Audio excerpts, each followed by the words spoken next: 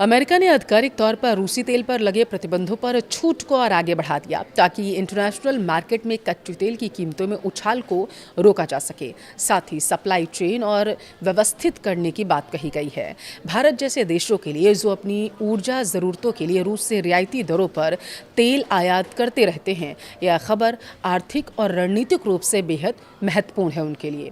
लेकिन सवाल ये है कि कहीं ये ट्रंप की कोई नई चाल तो नहीं है। चलिए ज़रा इसे विस्तार से इस वीडियो में समझेंगे। नमस्कार, आपके साथ मैं पल्लवी रविंद्र सिंह। देखिए, भले ही हॉर्मुज स्ट्रेट को अमेरिका की तरफ से खोला गया हो, लेकिन अभी भी पूरी दुनिया में तेल और गैस संकट काफ़ी गहरा है और इसी बीच भारत को रूसी तेल पर काफ़ी अच्छी खबर मिली है। अमेरिका ने रूसी तेल खरीदने को लेकर 1 महीने के लिए छूट को और ज़्यादा बढ़ा दिया है। एक रिपोर्ट के अनुसार अमेरिकी राष्ट्रपति डोनाल्ड ट्रंप के प्रशासन ने एक छूट जारी की थी बीते दिन, जिससे भारत और अन्य देशों को लगभग 1 महीने तक समुद्र में रूसी तेल और पेट्रोलियम उत्पाद खरीदने की अनुमति मिल गई थी।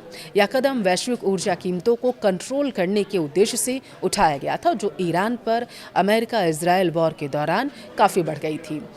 देखिए, अमेरिकी ट्रेजरी विभाग ने शुक्रवार देर रात अपनी वेबसाइट पर एक लाइसेंस पोस्ट किया था और इसके तहत देशों को शुक्रवार से लेकर के 16 मई तक जहाज़ों पर लदे रूसी तेल को खरीदने की परमिशन दे दी गई है। यह लाइसेंस प्रशासन के उस प्रयास का हिस्सा माना जा रहा है जिसका मकसद वैश्विक ऊर्जा कीमतों को कंट्रोल करना है। ये कीमतें ईरान पर अमेरिका इजरायल युद्ध के दौरान काफ़ी बढ़ गई हैं। यह लाइसेंस 30 दिवसीय उस छूट की जगह लेता है जो 11 अप्रैल को समाप्त हो गया था। इसमें ईरान, क्यूबा और उत्तर कोरिया से जुड़े लेन देन भी शामिल नहीं हैं। आयात के लिए इस छूट को बढ़ाने का मुद्दा भारत के विदेश सचिव की हालिया अमेरिका यात्रा के दौरान चर्चा में आया था, अगर आपको याद हो तो। अब ये पता चला है कि भारत अमेरिका के साथ रूसी तेल आयात पर छूट बढ़ाने के विषय पर बातचीत भी कर रहा था, क्योंकि पश्चिम एशिया में युद्ध के बाद सप्लाई चेन में बाधाएं आ गई थी और यह विस्तार ट्रेजरी सचिव स्कॉट बेसेंट के उस बयान के 2 दिन बाद आया जिसमें उन्होंने कहा था कि वॉशिंगटन उस छूट को नवीनीकृत नहीं करेगा जिसके तहत देशों को अमेरिकी प्रतिबंधों का सामना किए बिना रूसी तेल खरीदने की अनुमति मिली हुई थी। देखिए, रूस के राष्ट्रपति के विशेष दूत किरिल दिमित्रियु ने कहा था कि पहली छूट से 100 मिलियन बैरल रूसी कच्चे तेल की सप्लाई फ्री हो जाएगी, जो लगभग 1 दिन के वैश्विक उत्पाद के बराबर है। हालांकि प्रतिबंधों में मिले इस राहत से दुनिया भर में तेल की आपूर्ति में अस्थायी वृद्धि जरूर हो सकती है, लेकिन यह पेट्रोलियम की कीमतों में हो रही बढ़ोतरी को रोकने में नाकाम भी रही है। कीमतों में यह उछाल हॉर्मुज स्ट्रेट के आंशिक रूप से बंद होने के कारण आया है। युद्ध से पहले इस स्ट्रेट से हर रोज़ दुनिया के लगभग 20% तेल और गैस की ढुलाई होती थी जाता था और ये छूटें यूक्रेन युद्ध के लिए रूस को मिलने वाले राजस्व से वंचित करने के पश्चिमी देशों के प्रयासों को जटिल बना सकती हैं। साथ ही वॉशिंगटन को उसके अपने सहयोगी देशों के साथ टकराव की स्थिति में भी ला सकती हैं। भारत को रूस सप्लाई बढ़ाएगा और इसी बीच नई दिल्ली में रूस के भारत स्थित राजदूत डेनिस अलीपोव ने जो विश्वास है वो जताया है, आश्वासन दिया है कि रूस भारत को ऊर्जा निर्यात बढ़ाएगा। देखिए, जिसमें कच्चा तेल, एलपीजी और एलएनजी शामिल है।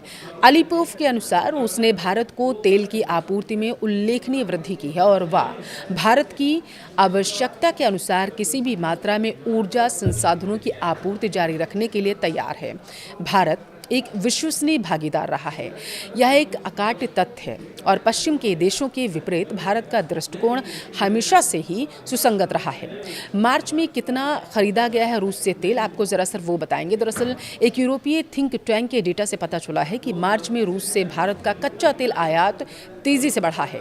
Centre for research on energy and clean air ने मंगलवार को बताया था कि मार्च में नई दिल्ली की मॉस्को से कच्चे तेल खरीद की फरवरी के 1.54 बिलियन डॉलर से बढ़कर 5.8 बिलियन डॉलर हो गई थी, जो 3 गुना से भी ज़्यादा है। अब एक रिपोर्ट के अनुसार भारत ने मार्च में रूस से लगभग $371 मिलियन का कोयला और $196 मिलियन के तेल उत्पाद भी आयात किए थे। मार्च 2022 से नई दिल्ली रूसी तेल के लिए एक अहम बाजार बनकर उभर कर सामने आया था। 2024 में इसने लगभग 2 मिलियन बैरल प्रतिदिन खरीदा और पिछले साल की बात करें तो मॉस्को से लगभग $44 बिलियन का कच्चा तेल खरीदा गया था।